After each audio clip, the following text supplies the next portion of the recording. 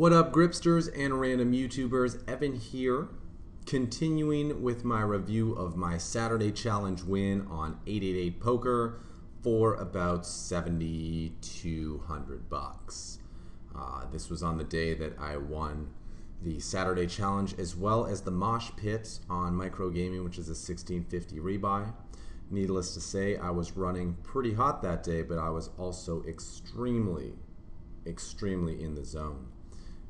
Anyway, for those of you who missed part one, I would encourage you to go back and watch it. And if you're too lazy to do so, I will quickly go over the key hand where got pretty much a near double up with 98% equity. Yeah. Anyway, on to the next one. Whoops. And I'm going to skip all hands that I know I'm going to fold, just to keep things going quickly and hopefully turning this into a 5-part video. Hands that I may open, like Jack 8 suited, I will let play out. Reason I didn't open the Jack 8 suited is that the small blind had 5.5 big blinds, and I would have been forced to call his all in. Probably the same thing here. It's very important to be aware of how many chips everyone at the table has before you open a hand, because their stack size really dictates what you're going to be able to do and what hands you should play. Okay, so we're on a new table. Blinds have gone up. I have 25 big blinds at 3-6, and it looks like the table is fairly shallow with a lot of people having 5, 6, 7, 8, 9, 10, up to 15 big blinds. So with 20 bigs, I'm the chip leader, which is pretty cool. And this happens in like the mid stages of these 888 tourneys where people get really shallow stack. The blinds, well, I guess it's more so that there aren't a ton of chips in the beginning. So when some blind levels get skipped, like 255 and whatever, maybe 357, stacks get pretty shallow, blinds go up pretty quick. That's why having a big stack or even like a medium-sized stack is so valuable at this stage of the tournament, is that you can steal quite a lot of pots. Whether or not I'm going to steal pots, we'll see. And here, well, I was going to say I could go either way. King Jack suited is a fantastic hand to reshove with, and on 22 blinds, it's probably a profitable play. Calling is also a really good option because this hand flops very well.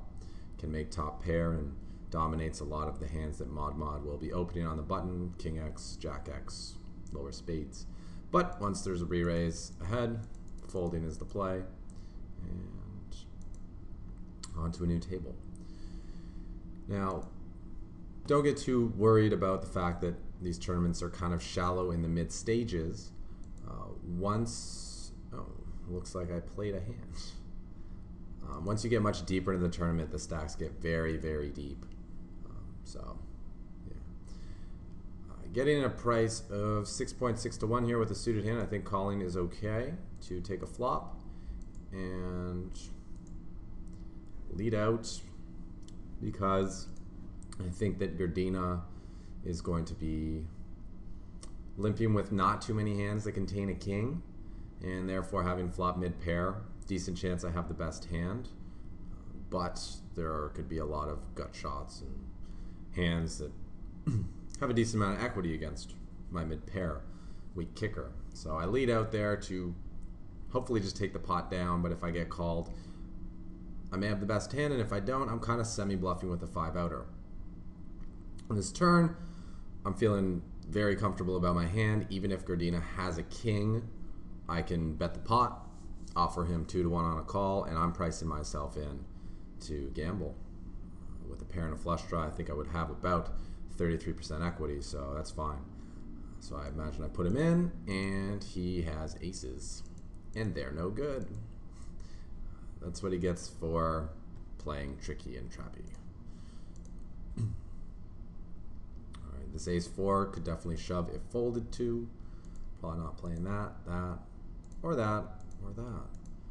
In fact, there's going to be a lot of folding.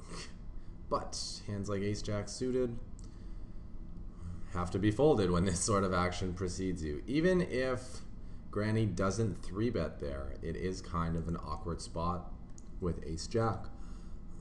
It's tempting to play, given that it's suited, but it's important to not get seduced by suitedness. In most cases, if you would not play the hand if it were offsuit, you should not play it just because it's suited. And it appears that somehow I lost a bunch of chips and the hand was not recorded. So my apologies on that. Or maybe this is a hand from previous. Okay. Strange. The Pacific poker hand histories aren't as accurate as the Poker Stars hand histories, so I'm not sure if I lost a pot. This looks like a table we were on before. Or if this is before I chip up. But either way, I can shove King Queen for 15 blinds. You know, 1, 2, 3, 4, 5.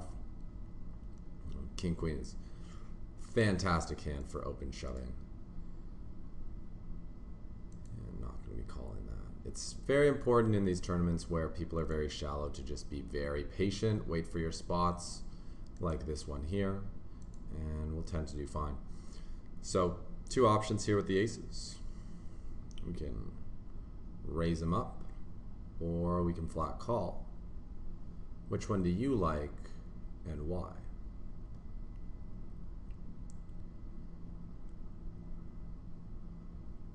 I think that flatting is the superior play for a couple reasons. One is that the players behind, primarily Andy, may see this as a good opportunity to squeeze all in and try to pick up the 4K that's out there. The other thing is Coxswain has a decent chip stack, so he may be raising a lot to steal. If he's raising a steal, he's going to be folding my 3-bet a lot of the time. But if I just call, I'll at least get a c-bet out of him, and if he connects with the board, I may just stack him. He checks and could do a lot of things here. Probably like to see myself bet like 800, and he folds. Maybe checking back was a better play. I think in the moment I didn't expect him to check fold a board this dry, so I thought he'd have some peace, and I would just bet really small and try to build up a pot, but didn't work out for me. So now we're back on the other table.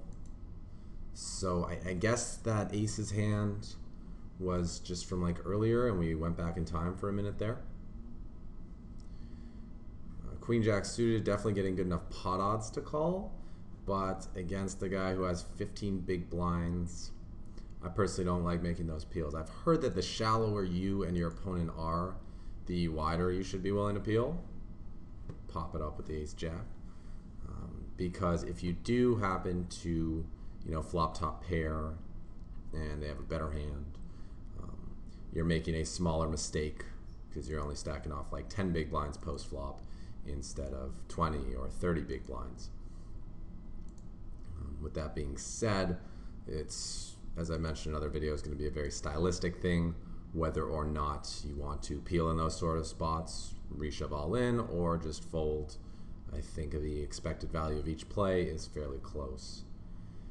Queen Jack, few too many blinds to reshove, and actually this guy opens very wide, so peeling, calling could be fine, dominate some of his opening hands. I think I just fold here. It's a lot of chips to reshove in, and I don't really try to go out of my way to play raised pots out of position against good players. One Bandit Panda is a regular. He plays a lot of tournament poker. This is so weird. I know what's going on. Okay, I'm gonna skip these hands because they are from another tournament. And once I bust this tournament, so this table that we're following is the Saturday Challenge. That other table was I think the 55 freeze out. And I bust that tournament pretty soon. I remember based on the blinds, so we won't have that error anymore where we're going back and forth between tournaments. Okay. Here with the 8-9 suited, very similar to Queen Jack suited. I'm getting great price, 4.3 to 1. I could peel. If I think the guy's opening wide, I could reshove all in because I have a great amount of fold equity facing a 16 blind stack. And if called, 8-9 suited sucks out pretty well. But if I like my table position and I think I can chip up in other ways, I may just see myself folding. For some reason though, I don't think that's going to be what I do. I take a flop and check fold to a c-bet. I think the hand was just a little too strong and the price a little too good for me to fold. Also, it's not like there's a big difference in me having 18 blinds versus 17 blinds. So. Back to folding, and you guys saw me shove Queen 7 suited for 13 blinds, blind versus blind. I believe at this point we were at the bubble, and I think it's probably a profitable shove regardless of what stage of the tournament I'm at. And big fold here. Against a player who opens a lot of pots, this is like a pretty automatic shove, but it's important where they open from. I'm not sure if One Bandit Panda likes to steal from under the gun, or if he's more of one of those guys who raises a lot on the button and the cutoff and small blind, but has a pretty tight range for early position. I do have a lot of players to get through, 2, 3, 4, 5, 6, plus the initial opener, and I think I looked at his stats at the time and he wasn't opening too much from early position, so I opted to fold. With like 15 blinds or less, I don't think I could really find a fold, but I felt comfortable having 20 big blinds that I could find other spots to chip up, and that's why I passed on this one.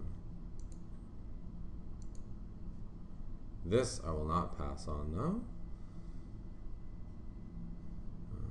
And this just kind of illustrates the gap concept, that it takes a much stronger hand to continue versus a raise than it does to simply raise and open the pot yourself.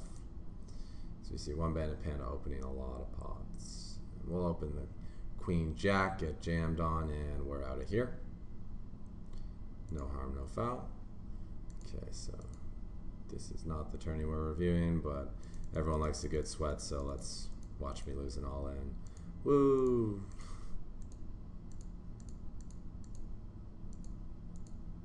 Do apologize for that little malfunction. 7-8 suited there. I don't think I'm in a good enough position to shove. Few too many hands to get through. My stack's too shallow to open. This hand, pretty easy. Pick up the AA and get it all in. And we had the best hand all the way. Nice equity, bro. I think he had about 7%. And back to 25 big blinds. But again, still like a fairly delicate stack size, between 20, 25 big blinds, 15 to 25 big blinds. It's very important to tread carefully. Really just try to find the best spots to steal, because in terms of a percentage of your stack, it is a sizable risk to try to steal. It's going to cost me like 10% of my chips anytime I want to go for a steal. So that's why I'm just playing this solid strategy of wait for hands. Also, this tournament has enough weak. Let's just get it all in, because Ace King is never getting folded. Chop it up. This tournament has a lot of weak players in it. Firstly, because it's on 888, and secondly, because it's a Saturday tournament. Obviously, more recreational players are going to play on the weekend than on the weekdays. And when there are a lot of weak players in the field, you can take a solid approach and expect decent results, because other people are just going to be making a lot of mistakes and giving you chips. So we have all three options here. In a field that's a lot tougher, you're going to want to take a lot more spots, a lot more of those small edges, those close spots, because great spots don't come up as often as they do in a field of weak players. But if you play like small rebuys or small freeze outs, you really can get away by just playing pretty solid and you'll find yourself going deep a lot. It's only when you get to the very end of the tournament that you really need to open up your game. So I think this guy's opening a lot, so flatting is definitely an option. On 20 bigs, I think if I 3-bet, I should probably just 3-bet all in. But I'm kind of down with flatting. I shove, I get snap called, and I got it in real good. JJ, no way. What do you guys think about his call there? He got dealt 2 jacks. And he's got 20 blinds. How could he ever fold? Think about how many hands the guy's opening under the gun and what range of hands I'm going to be moving all in with in this spot. And then decide whether or not calling with jacks here is a good play.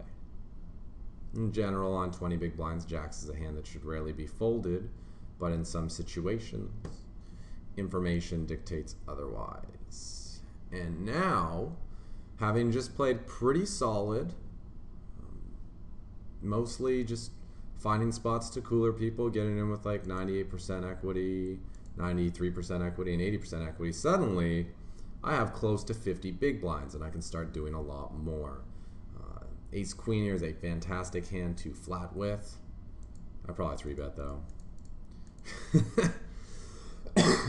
I just wanted to have initiative in the hand, have control of the action. Let's raise this up. Now that I have more chips, I can definitely start raising more hands than I was before. And, oh, he went all in. Okay. So I'm getting 2-1. I need 35% against his range. We'll do a quick poker stove.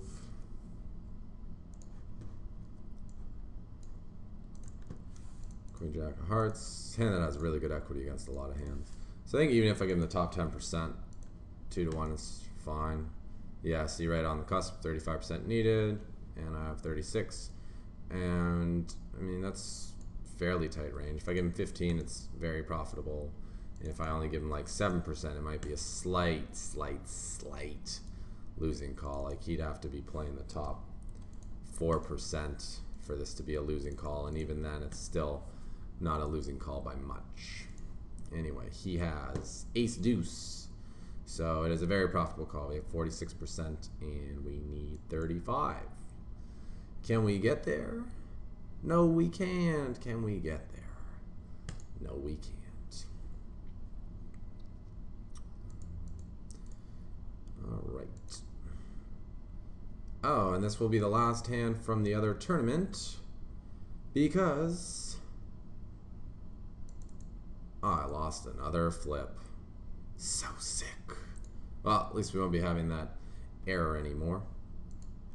So yeah, now that I have more chips, I can raise more pots, try to steal, because I'm only risking, 5% of my chips on a steal, 3% of my chips on a steal, 6% as opposed to 10%. Blinds went up again, so I can't steal quite as liberally as I could when the blinds were 6-12, but I can still get in there a fair bit. And this is a spot where 3-betting is an option, but I probably just folded. No, I went for it. Get down's opening a lot of pots. I have a blocker, suited hand, plays pretty well. And given that the big blind has like no chips, oh shit, I thought he had 10,000. He has 1,000. If he had 10,000, I think get down's always calling his all in, makes him less likely to be raising light, makes it less likely that my 3-bet's gonna work. But when this guy has 1,000, get down's probably just trying to get like some pot odds and shit, try to run the cards. So I'm kind of trying to shut him out to take the pot heads up against Super Nintendo and play with a little bit of overlay. I get 600 back if I can get down to fold, but I don't. He calls. And I flop pretty good for my hand. Standard play is to just c-bet. It's probably what I do with my whole range. If I think he's a weaker player and I think I can get away with playing my hand face up, I can go for a check call. But just for the sake of keeping things like really making it a lot easier to hand read here and get a feel for where he's at, I just see bet really small, 25% of the pot, and take it down. And you see he's in there the next hand. So if I had my HUD up, I would have probably known that that was definitely going to be a 3-bet. Are we going to open? Yeah, we got chips now. And I should probably call here, getting like insanely good price. But on this flop, I'm out of here. They got ace, king, and jacks. So I didn't really have the right price pre-flop. In fact, for fun, let's just see. Oh, they don't tell me what my pre-flop equity is. Curious just how brutal my equity is here. Let's look it up just for the lulz. Just for the lulz. Let's see what the winning chances of ace-9 against ace-king and jack-jack are. Make your guesses now. I'm gonna, man, we're not even suited. I'm gonna guess 4%. Wow, 8%. It's not very good. Not good at all. All right, back to the action. Oh, we got 2 9s, and for 10 blinds, wow, what a sick fold. Whew. That's interesting. That's really interesting. I know why I folded. It's that I like the fact that I had 30 big blinds here, and winning this pot would get me to 40 blinds, which is cool. It gives me a bit more flexibility, a bit more room, but I felt that the flexibility I would lose if I got dropped to 20 big blinds was much more significant than the flexibility I would gain if I won this pot. Fuck, we're only 8-handed, and he's shoving from 1 over, which makes it more of a call. If this was like 10-handed and he's shoving under the gun, I'm probably folding, because he shouldn't be shoving many worse pairs, maybe 8s. I think he was playing pretty tight though, but just based on HUD stats, you can't really know someone's shoving range. If he's someone who's going to shove like any pair on 10 big blinds, this is a snap call. If he's someone who's only going to shove that like top 5-10% of hands, I think it's okay to fold there. A lot of people would just never fold because they got dealt 2 9s, but it's the same considerations. What's my stack going to be like if I play this pot versus if I don't play this pot in both the cases where I win and the cases where I lose? What's the guy's range for shoving? And how many players are left to act? There were still a lot of players who hadn't acted in the hand. If I'm in the big blind there, I'm going to be a lot more likely to call than I am to fold. And at this point, we're in the money. And 1-banded panda opens a lot, so flatting and 3-betting, again, both options. Ace queen is a hand that does really well with flatting because you dominate a lot of hands that people open, like worse aces, worse queens, and it's a hand you can float with when the board comes low because maybe you just have the best hand, and if you turn a pair, people will barrel into you on the cards you hit. Lots of good things happen with ace queen when you flat.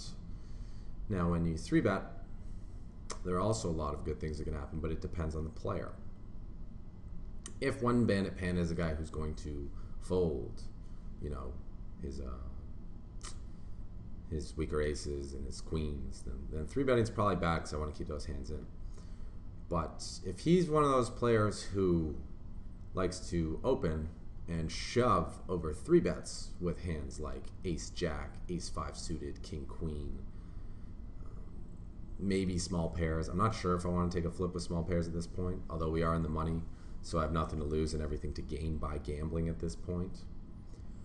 But there are a lot of hands that this particular player is probably going to 4-bet all in, which I have in really bad shape. So rather than hoping to get into a situation where we both flop top pair, where I'm able to get his money, I would rather just get into a situation where I can play for the entire stack without having to hit a pair. So I 3-bet real small, and despite the fact that I haven't 3-bet him very much, he racks it in for about 30 blinds effective. And well, I didn't 3-bet this hand with the intention of folding, so I call, and he has the old king queen. very good spot for me to be in. 65 big blind pot, 75% favorite, and flop him pretty dead. Now I've got 100K. Good spot to be in. So pretty key pot, but we do have a few more minutes, so I'll just click through a few more hands. Do have to be on my way soon, but it's pretty sweet. Suddenly I have 60 big blinds. I'm very deep in the tournament. Other people are deep stacked. Some other people are shallow stacked. Blinds go up. And this is when the tournament, you know, starts to get really fun. So I think this guy's too shallow to be set mining. So just fold. Don't worry. I know we got moved to another seat, but we are not. Oh, Mario all in. I remember you. We're not playing the other tournament. The only hands you will see from now on are those from the Saturday challenge. And back to full ring. I'm just going to play pretty solid. Ace King is a strong hand. And it was going to be interesting what to do if this guy didn't shove. Obviously with like 15 to 25 big blinds, plays pretty easy. Get the money. You get Delta Ace King on 15 and 25 big blinds. Figure out how you can get the money in, and then get the money in. It's very simple, but the deeper you get, the more position starts to matter, because if I 3-bet, lazy cash can peel my 3-bet, and I have to play a pot out of position with the old drawing hand, Ace King. Suitedness helps in these spots. Also, when I 3-bet, he's under the gun open from the big blind. It probably looks pretty strong. He may fold some hands that I have in bad shape. Ace, Queen, Ace, Jack, King, Queen.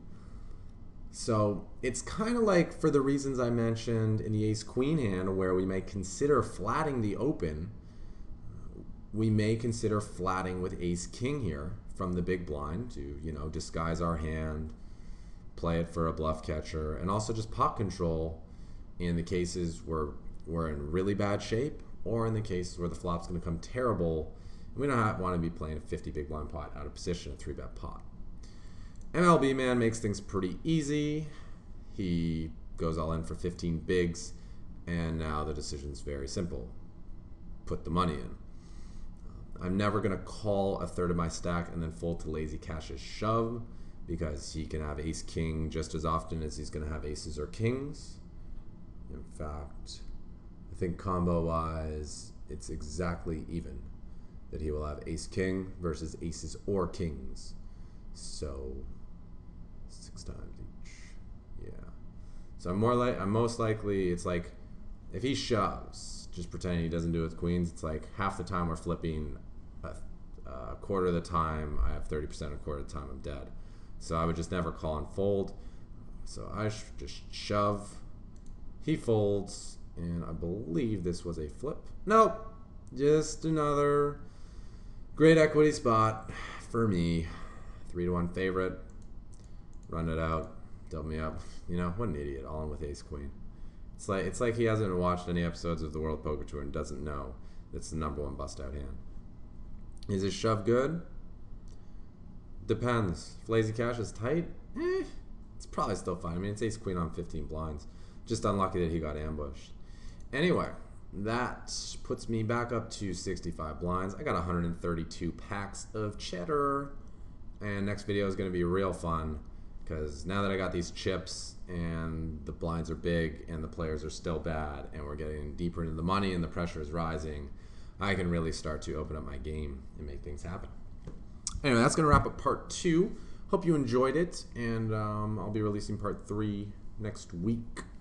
I wanted to do it this weekend, but it's Thanksgiving, so I have to go spend time with my family. No, not I have to. I get to, and it's going to be nice. If you're enjoying the series or these videos, please show your support and subscribe to the channel by clicking that little red button below.